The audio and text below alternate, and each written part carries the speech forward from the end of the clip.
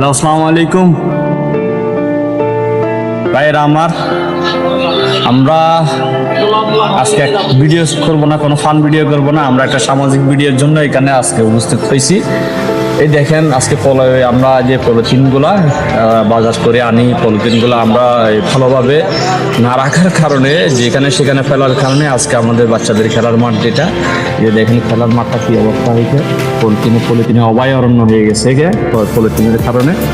আজকে আমরা যথার্থ সেখানে এই পলিথিনগুলো ফেলার কারণে আজকে আমাদের এই খেলার মাঠটা, বাচ্চাদের খেলার মাঠটা, এই পলিথিনের অবস্থা কি অবস্থা হয়েছে দেখেন।